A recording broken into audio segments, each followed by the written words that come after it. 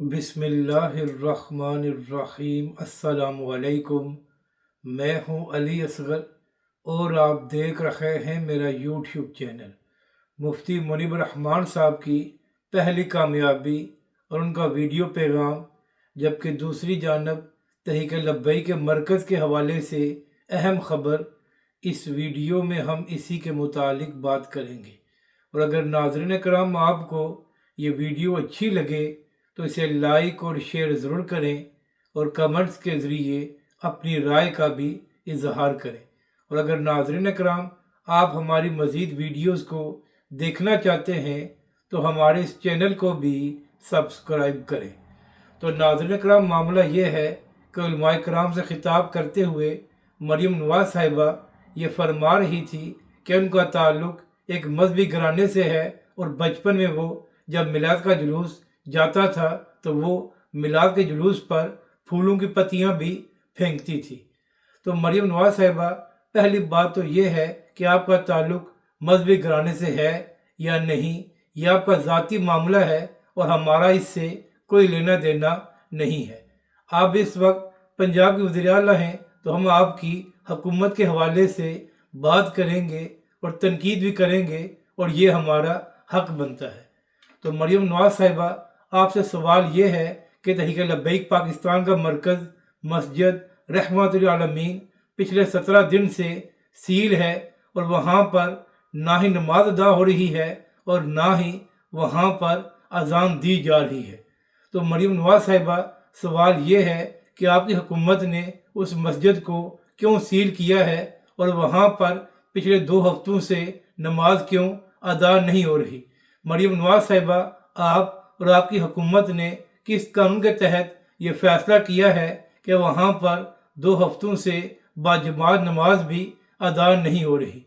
इसी हवाले से आज तहरीक लब्बैक के ज़राए ये भी दावा कर रहे थे कि बिलाखिर 17 दिन बाद मस्जिद रहमतुल आलमीन में अजान दी गई है, लेकिन अभी तक बाजमात नमाज का आगाज़ नहीं हुआ।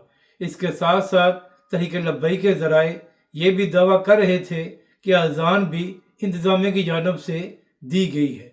अब बात करते हैं कि मुफ्ती मुनीब साहब को क्या कामयाबी मिली है। तो आइए पहले मुफ्ती मुनीब रहमान साहब का ये वीडियो क्लिप देखते हैं और फिर इसी हवाले से मज़ीद बात करेंगे। से गुजारिश है कि जिन मदारिस को गुज़श्ता दिनों सील किया गया है या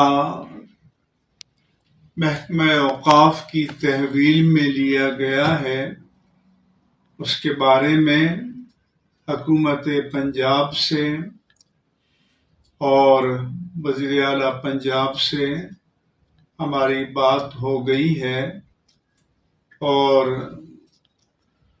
तमाम पंजाब के जो DCO हैं उनको हर ज़िले के तंजीमुल मदारिस के कोऑर्डिनेटर का नाम नंबर दे दिया गया है।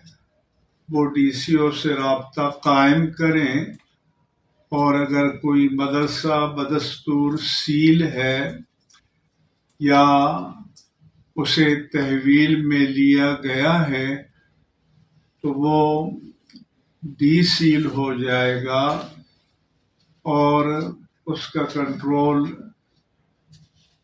तंजीमुल मदारिस के कोऑर्डिनेटर को चार्ज दे दिया जाएगा और फिर वो एक अंडरटेकिंग, ये इकरारनामे पर दस्तखत करके वो साबिक जो मालिकान थे उनके हवाले कर दिया जाएगा।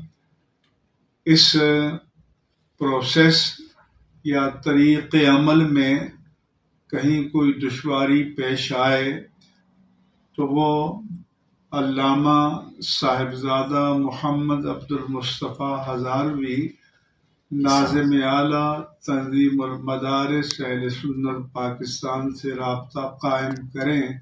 इंशाअल्लाह ताला ये मसला हल हो जाएगा और मसाजिद के बारे में भी ہماری کوششیں جاری ہیں، انشاءاللہ تعالی اس کا طریقہ کار جو ہی طے ہوگا تو ہم تنظیم المدارس کے پیج سے آپ کو اطلاع دے دیں گے۔ تو ناظرین کرام، معاملہ یہ ہے کہ ثانیہ مرتکے کے بعد بہت سے اہل سنت کے مدارس کو یا تو سیل کر دیا گیا تھا یا ان کو اوقاف کے حوالے کیا گیا تھا۔ تو اسی حوالے سے مفتی منیب صاحب نے حکومت کے ساتھ مذاکرات کیے ہیں، اور ان مذاکرات کے بعد اہل سنت کے سیل مدارس بھی کھل گئے ہیں اور ان کو دوبارہ اہل سنت کے حوالے بھی کر دیا گیا ہے۔ چلے ناظرین کرام، کچھ تو اہل سنت کے لیے اچھی خبر سامنے آئی ہے، اور مفتی صاحب کو پہلی کامیابی بھی مل گئی ہے کہ اہل سنت کے جن مدارس کو سیل کیا گیا تھا وہ دوبارہ کھل بھی گئے ہیں اور ان کو اہل سنت کے حوالے بھی کر دیا گیا ہے، اور ہمیں امید ہے کہ مفتی صاحب اسی طرح مذاکرات کے ذریعے مزید معاملات کو بھی حل کر لیں گے۔ اگر آپ کو یہ ویڈیو اچھی لگے تو اسے لائک اور شیئر ضرور کریں، اور کمنٹس کے ذریعے اپنی رائے کا بھی اظہار کریں۔